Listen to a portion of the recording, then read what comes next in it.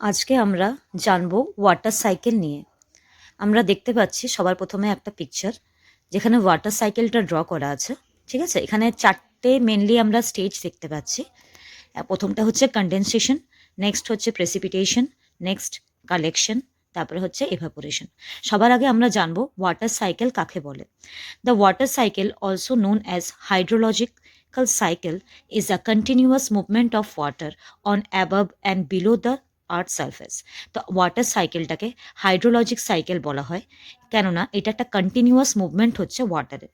এখানে প্রথম কথা, যদি আমি এখান থেকে জিনিসটা যদি ধরি, যে মেঘ থেকে বৃষ্টি হচ্ছে, বৃষ্টিটা কি হচ্ছে, ওয়াটার হিসেবে এখানে আমাদের কালেক্ট হচ্ছে। সেই ওয়াটারটাই আবার এভাপোরেট হয়ে কনডেন্স হয়ে কি হচ্ছে, মেঘে পরিণত হয়ে আবার প্রেসিপিটেট হচ্ছে, যেটা প্রেসিপিটেট করার সময় আবার আমার জল হয়ে কালেকশন হচ্ছে, আবার সেই জলটা কিন্তু আমার এভাপোরেট হয়ে উপরে উঠছে। তো এটা একটা কিন্তু কন্টিনিউয়াস কিন্তু একটা সাইকেল আমার চলছে।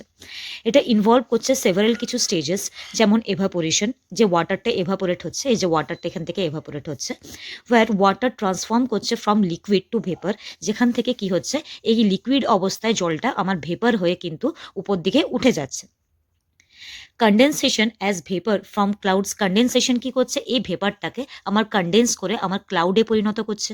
ঠিক আছে, যে এটা হয়ে যাচ্ছে। প্রেসিপিটেশন কি করছে, when water falls back to the earth, এটা বৃষ্টি হোক, স্নো হোক, সে যে কোনো বা হেল হোক, যে কোনো একটা ফর্মে কিন্তু আমার এটা প্রেসিপিটেট করছে। ঠিক আছে, এখানে যেমন আমি দেখতে পাচ্ছি অ্যাজ এ রেইন হিসেবে এটা প্রেসিপিটেট করছে।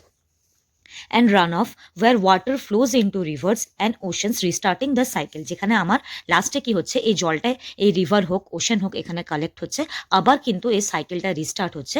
এই জলটা যখন আবার এভাপোরেট হবে, আবার এই জলটা যখন কনডেন্স হবে, এইভাবে কিন্তু আমার সাইকেলটা কন্টিনিউ হচ্ছে। এইটা হলো আজকে আমাদের definition of water cycle. Thank you.